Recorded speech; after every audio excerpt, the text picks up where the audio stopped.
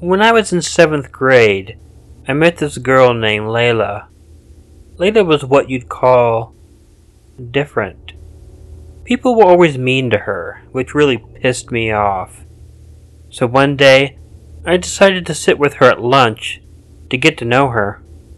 She was really nice, and a truly interesting individual, but I felt bad for her, because she always got moved to different foster families. I asked her why they kept moving her, and she completely changed the subject, which was understandable, and I didn't want to make her upset, so I just let it go. A few months went by, and I started to notice some things about her that made me concerned. Laila loved to talk about death. She'd always say, "I wonder what it's like to die." She'd also make really morbid jokes, but there's one that always sticks out. She asked me, "What's black and blue?" and doesn't like sex. And of course, I said I didn't know. And then she looked me straight in the eye and said, "The 5-year-old in the trunk of my car." And to my surprise, she started laughing maniacally. At this point, I was really pissed, and I confronted her. "Laila, that's not funny. You don't joke about stuff like that," I said angrily. All of a sudden, she grabbed me and started shaking me and yelling at me. All I could do was push her off and walk away. I didn't talk to her for the rest of the day. Laila didn't come to school the next day, or for the next 2 weeks for that matter. Eventually, I learned why she hadn't been coming to school. Laila had tried to kill her foster family.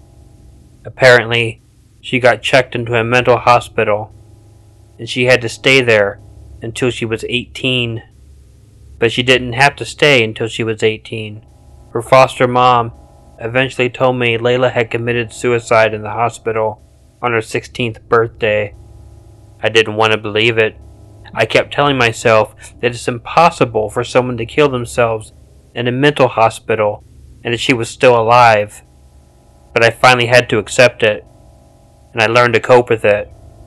One day, I was thinking about the time she told me she was constantly moved to different foster families. If she tried killing the one family, she might have tried to kill the others.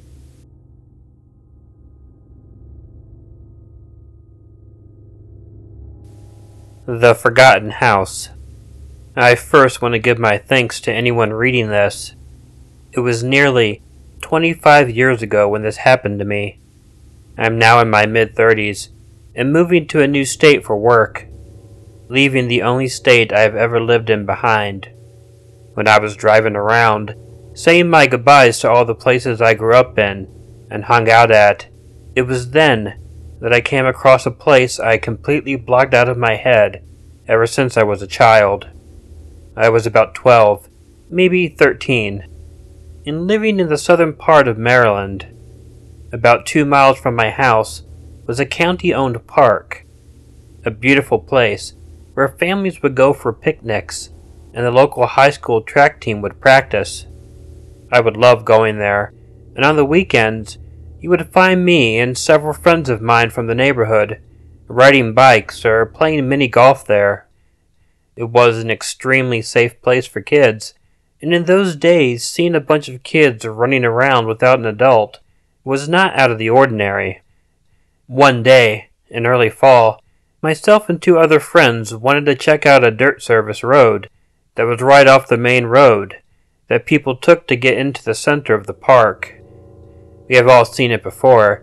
It wasn't hidden by any means.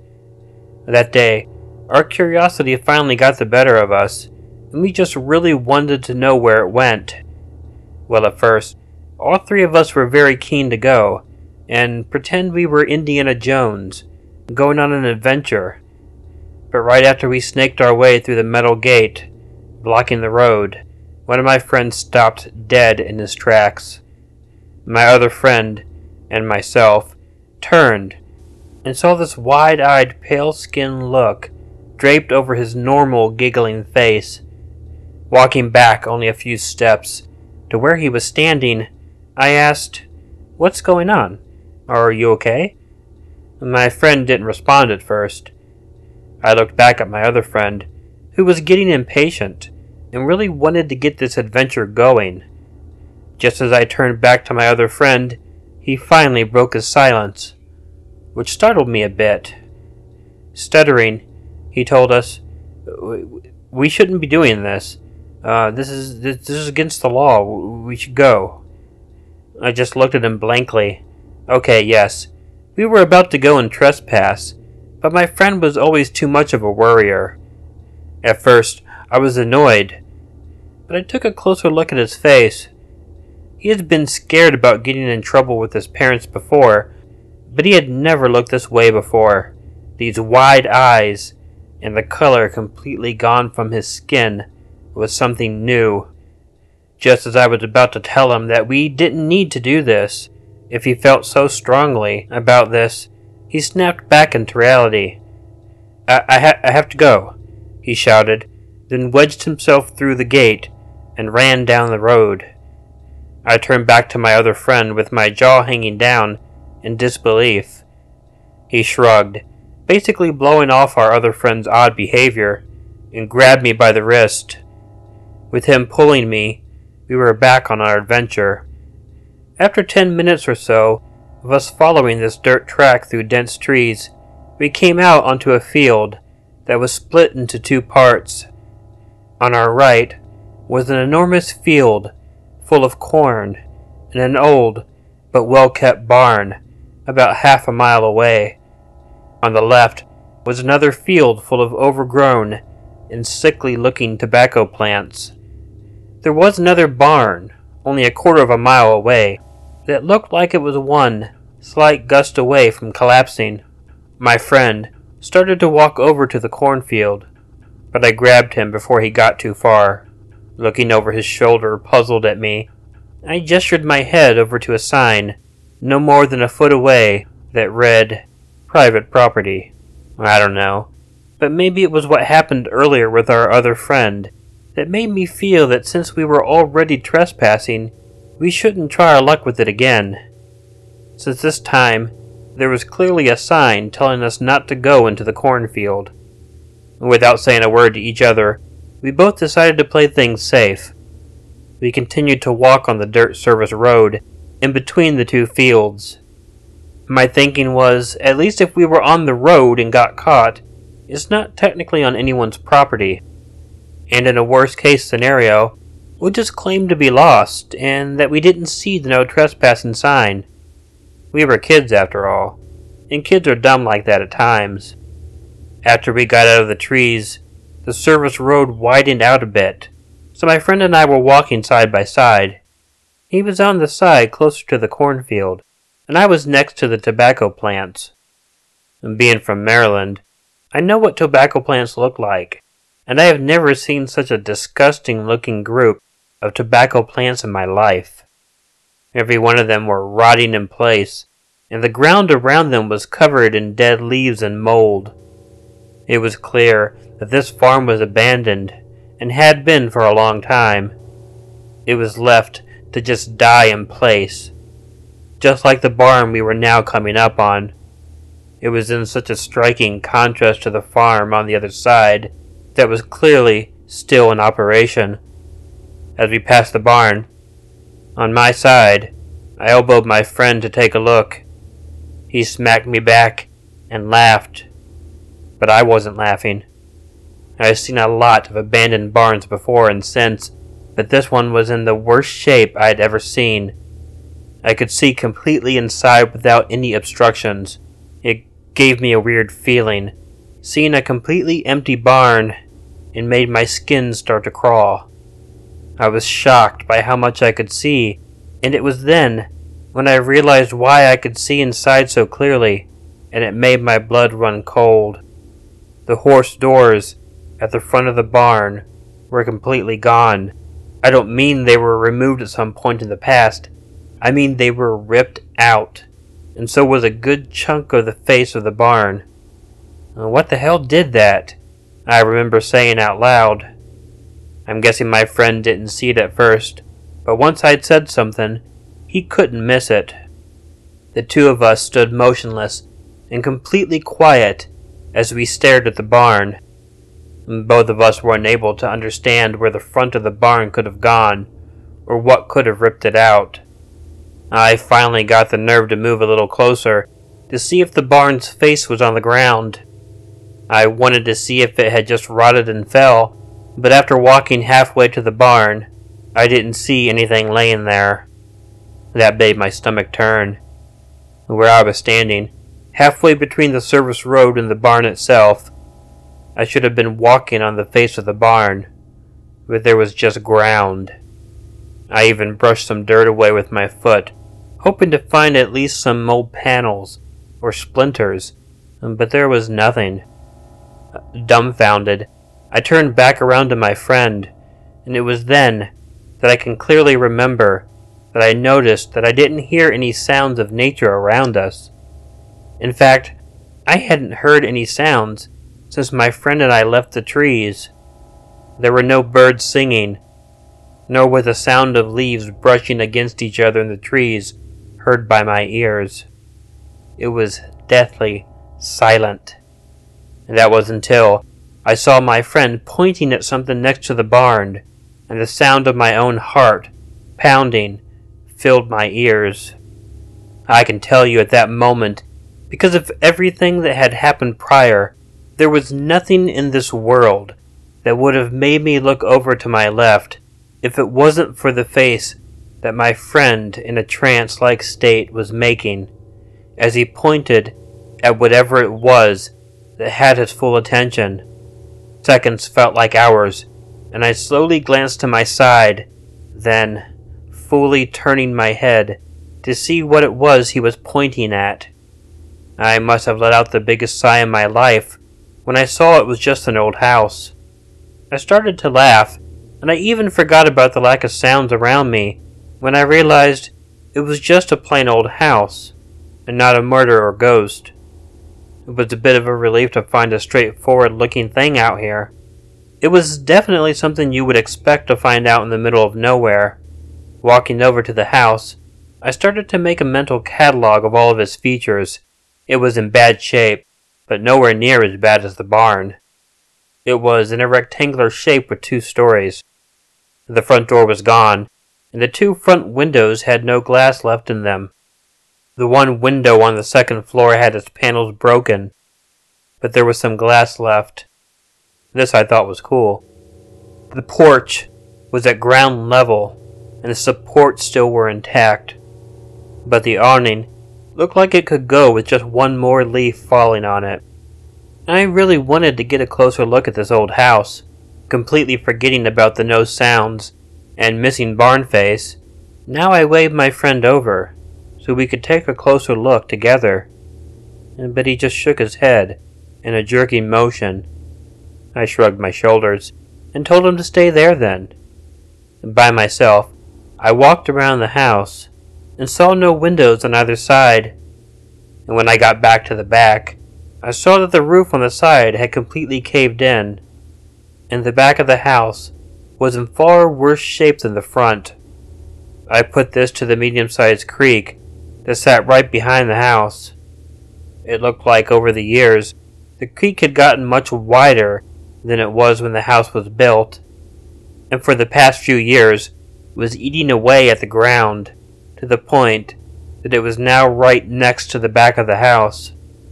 I then took a quick look over at the small grouping of trees on the other side of the creek, right behind the house, and smiled. It was cool looking after all. I ran back to my friend to tell him what I had seen, and he was still in that same spot. He hadn't moved at all, and was still just quietly looking at the house. I had been looking around the house for 5 minutes or so, and I found it weird that he hadn't moved even a little bit that whole time. But being a kid, I just blew it off. I was far too excited now to go into the house to care what weird thing my friend was doing.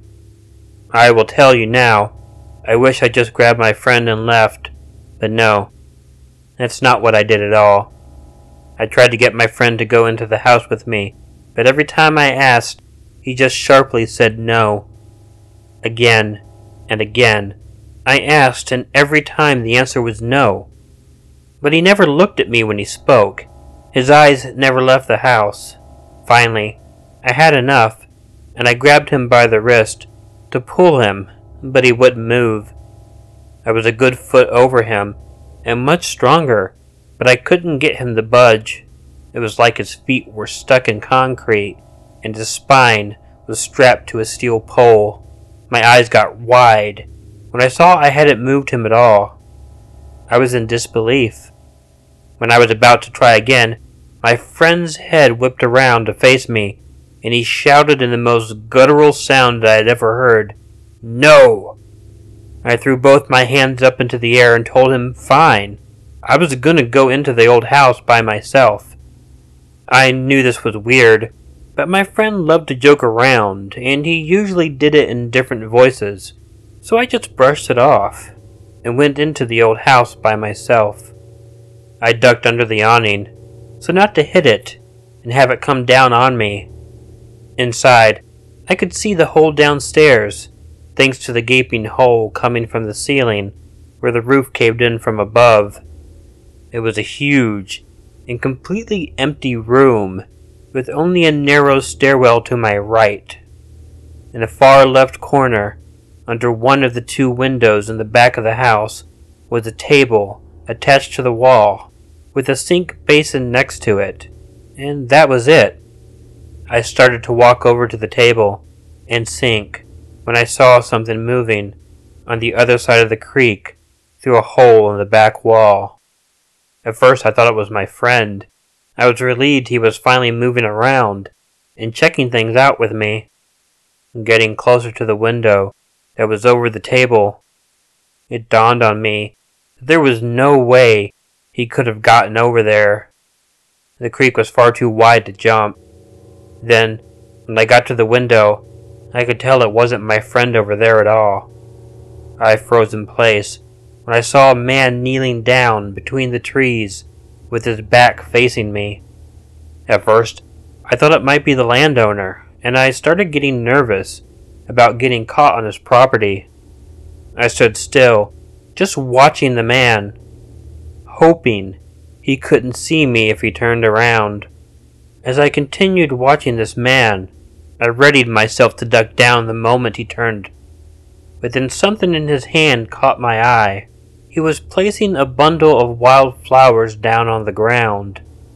I was completely lost as to why he would be doing this. I kept watching and leaning in closer to the glassless window. I saw something that should have made me run. This man was off in a lot of ways. He was wearing ragged and sweat-stained clothes.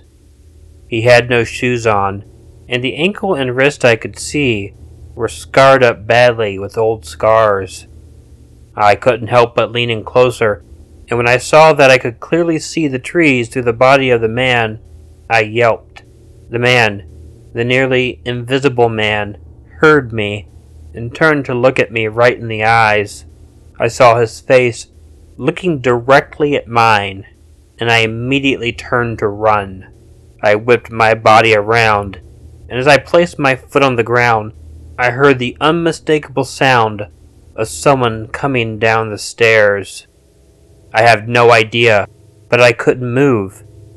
I was petrified in place. I must have looked like a life-size statue of running man to any observer. I couldn't move at all, and I wanted to so badly.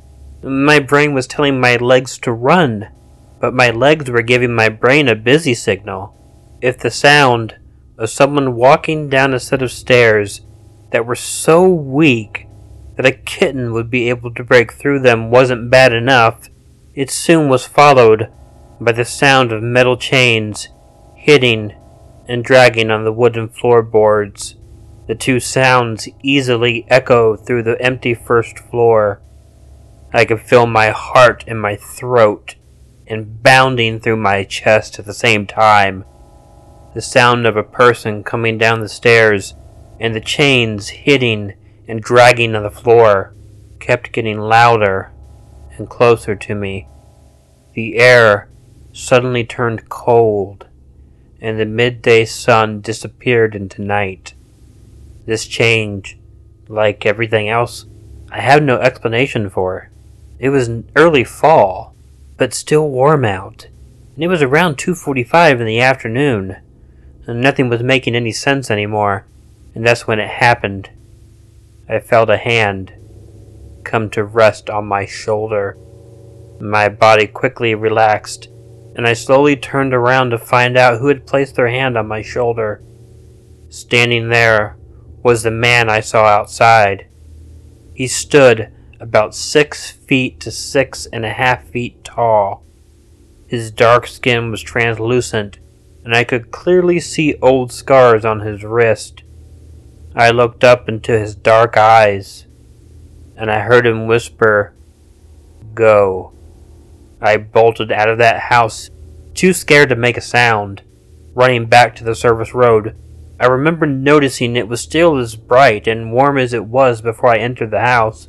I looked all around for my friend, but he was nowhere to be seen. As I was frantically looking around for him, what had just happened flooded into my brain. Turning back to the house, I could see the man now standing in the frame of the long-gone front door. Again, I froze, but when I saw 3 other people coming from around the side of the house, I ran as hard as I could to get out of there, and I kept running, the 2+ miles back to my house, and I am not too ashamed to say I did it with wet pants, and I cried for an hour when I slammed my front door shut behind me. Once I calmed down, I called my friend and asked him where he had gone. He told me that he heard a voice, but there was nobody around him. I asked him what the voice had said, and after a few seconds, he mumbled that it shouted, "Go." My blood ran cold when he said the voice he heard said the same thing that the man in the house said to me. I asked him why he was acting so weird before I went into the house. He started crying and told me he saw a face in the front window and thought he saw 3 people walking to the back of the house. I couldn't say anything after that, and I just hung up the phone. He and I never talked about that day again. I haven't thought about that day in years, until I drove past the park the other day. I was driving up the main road, which led to the center of the park, and noticed that there was a new road to my left. Curious, I drove down it, and found myself back at the same place from so many years before. The county bought the land a few years back, and paved the service road to make a second entrance to the park. The cornfield and barn are still there producing their crop for the local farmers' markets. And yes, the other barn and house are still there. They're in far worse shape now, and probably won't be standing for much longer. I parked my car in the dirt shoulder, and couldn't help myself but to look at the house through the driver's side window for a bit. There was no way I was going to get out of that car. The memories of that day came flooding back, and hard. I had an all too brief moment of relief when I saw a 6-point buck walking through the field. It was gorgeous, but this amazing sight of nature didn't last long. When I saw that as he was grazing, he suddenly stopped. He whipped his head up and looked directly at the house. A cold chill ran up and down my spine when the buck changed his grazing path and gave the house a wide berth. I put my car into gear, and I got out of there as fast as I could. Now settled in my new home, I decided to go and look up that area online. I could get some records from the county office, and what I found out will stay with me for the rest of my life. The land was a tobacco plantation in the 18th century. Later, in the 19th century, it was given to the descendants of the slaves that worked there for generations. A team of amateur archaeologists believe there might be a slave cemetery on the other side of the creek. Reading these documents that day started to make sense. The man putting wildflowers on the ground, the scars on his wrist and ankle.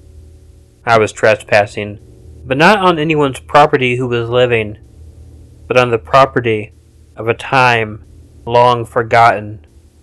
I'm not adding where this park is out of respect. I hope the souls of those former slaves do not bear me any ill will for trespassing, and I hope their souls find the peace they deserve.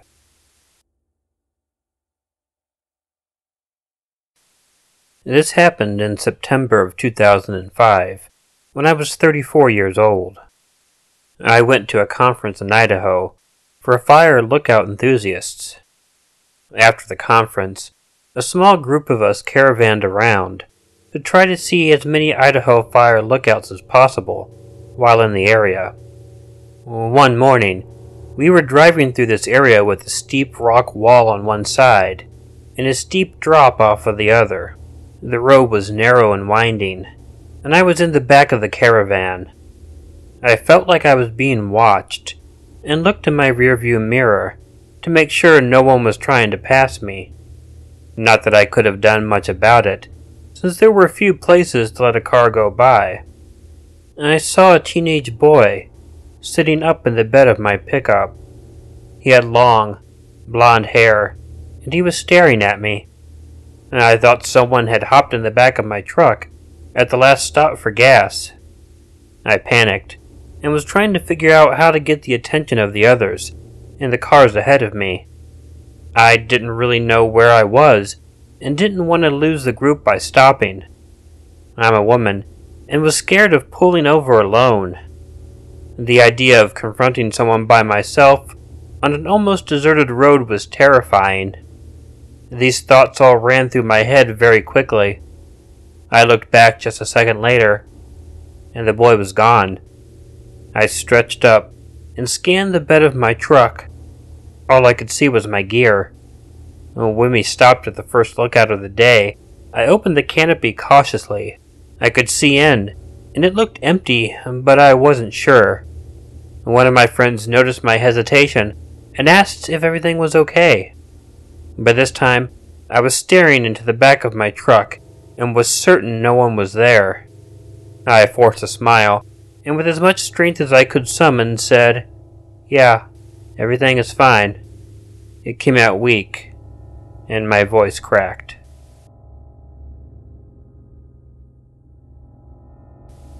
Okay, so as far as I can remember, I've always had paranormal experiences from an early age, and I've always been into the paranormal. So before the show Ghost Hunters, I literally thought that every little noise that scared me was a ghost. Well, thanks to them, I started debunking a lot of my experiences, but there's still some that I remember so clearly, and that still haunt me to this day. My mom had finally bought her first house. This house was amazing to me and my siblings. It was a 4-bedroom, 2-bath, with a huge yard and a pool. As beautiful as it was also a place where I had many paranormal experiences. When this happened to me, I was about 15 years old. It still gives me chills when I remember this, but okay. I'd woken up in the middle of the night to use the bathroom, as I did pretty much every night. My bedroom was right by the kitchen and living room, so as soon as my door opens, you see straight into both rooms. I got up, opened my door, and right in front of me was a little girl in a white nightgown, and she must have been no more than 5 years old. She just stared at me, and I stared back at her. I wasn't scared at all. I must have stood there looking straight at her for about a minute straight. She didn't say anything. She was just standing there. Finally, I just turned around and headed for the bathroom, did my business, came back out, and went back to bed. I've told my family about the experience. It's so weird. I was so fascinated after the fact, but in that moment it didn't really feel like anything. And this has happened with many of my experiences. I don't feel anything. I'm never scared or shocked. I just see them and go about my business. Then after, I'm like, holy crap, I just saw a ghost. I never saw the little girl again after that.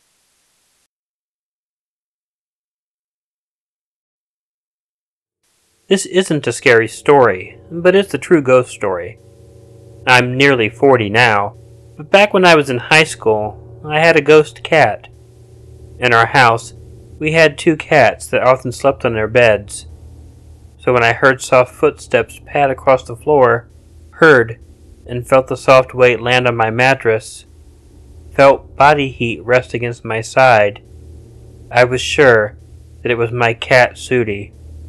I reached my arm out to pet her, and encountered only empty bed sheets. The ghost cat visited me many times. I have listened to it bathing, but whenever I reached for it, it wasn't there. Later, I got to talking to my mom about it, and she had the exact same experiences. When we got our dog Charlie, the ghost cat disappeared. I attempted to rationalize that it was my own pulse in my leg I felt, my own body heat. Yet, if that were true, then why did the phenomenon desist with the appearance of the dog? Why didn't it follow me into the military, and then college? Why did it disappear on my mother, unless it really had been a ghost cat? It's nearly 30 years later. I'm in another state, but occasionally there'll be pressure on the mattress that I'm not sure is my own cat's. It's hard to tell with memory foam, but I still think of that ghost cat and miss it. Wonder if it was one of our many short-lived cats. Don't judge us. They were outdoor cats who have full lives. Or another cat who lived at my parents' house, which had been built in the 1800s. Real or imaginary, and time will tell.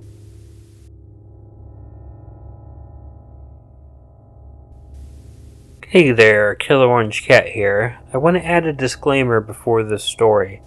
I generally tend to stay away from doing stories about witchcraft. For the most part, witches, pagans, are really nice people, and they're really portrayed in a negative way many times in stories. The girls in this story, I would not really consider them witches. They're sort of cultish. And they've probably watched one too many scary movies about witches. But I just want to make it clear that, in my personal opinion, the majority of witches out there are peaceful, loving pagans, and not as they are portrayed in many stories. However, you do come across a few nuts every now and then, as this poor guy obviously did. I am 23, living in Melbourne, Australia, single, naive, and lonely. This happened to me in March of this year, at a party where a good friend of mine was hosting. When I first laid eyes on her, I met this girl which I'll call Kate. She is 19, also single, but she is into witchcraft, and she even claims to be a witch. I didn't really care much about it. For what it's worth, it didn't really bother me. We got along very well. And within that night, she even invited me to another party, which she will be having in a couple of weeks. I agreed to go, and from there we exchanged phone numbers, added each other on Facebook, and so on and so forth. And from there, we were just texting each other on late nights, and I began to feel that maybe there was a real connection between us, and I thought she was going to be the one for me. A few weeks later, when it was time for the party, I arrived. It was a Friday night, and she gave me the address. It was her grandparents' house, which was in the middle of nowhere in the woods. Me personally, I would never go to places I don't know, but for Kate, I would make an exception. Upon arriving to the place, I noticed that 3 of her other friends were there, and they all dressed kinda weird, in black cloaks. Even Kate dressed funny. I, on the other hand, was dressed smart casual. A few minutes passed while she was giving me the tour. She offered me a joint, which she made herself. Without hesitating, I lit it up and had a few tokes.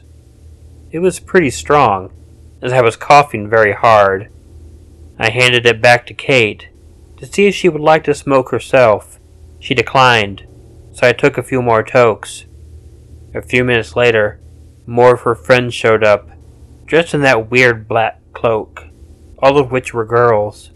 A few minutes later, I was really starting to feel the effects, and that's when I blacked out. During that time, I was slipping in and out of consciousness. In my blurred vision, I could see candles around me, and I was completely naked, and I can feel a paintbrush brushing on my body. It was Kate, and I could hear her friends muttering something I didn't understand. I could hear Kate's voice telling me to go back to sleep, that I was dreaming. I wasn't a fool. I knew exactly what was happening, but did nothing in case one of her friends would slit my throat. That's when two pair of hands grabbed mine, and I could feel someone climbing on top of me. Whoever it was stroking, and I could feel them kissing my neck, even biting me. I felt very dizzy and confused, and when that person finally made eye contact to me, I felt my heart racing. It may have been the weed, or something mixed with it. I wasn't so sure, but I saw a woman with very scary eyes, a pair of red eyes that freaked me out, and that's when I panicked and was yelling for help, trying to fight off the bitch on top of me. That's when someone placed what felt like a pillow on my face to calm down, and it felt that I blacked out. The next morning, I woke up in a dark room naked, confused and all alone. I thought I was dead, and until someone entered as if to check up on me. It was Kate, with two of her friends. Before I could ask questions, they told me the truth. They admitted to taking advantage of me, as did all of her friends during my fragile state, and needed a guy like me to do their ritual thing. She even admitted that the joint she gave me was mixed with other psychedelic substances. I felt very confused and sort of terrified. I wasn't so sure if a woman can rape a man. I remained there for the next couple of days, until Kate's grandparents had returned to wherever they went. When I was cleaning myself up, I had scratches and bite marks all over my body. It was so messed up. I didn't go to the police because they probably wouldn't believe me, as I couldn't believe myself for what had happened. Kate didn't even apologize for her actions or explain why she did what she did, and didn't tell me who that woman was with the red eyes. I tried my best to forget about the situation. I haven't talked to her ever since, and the scary part is, I still get these unwanted flashbacks of the red eyes.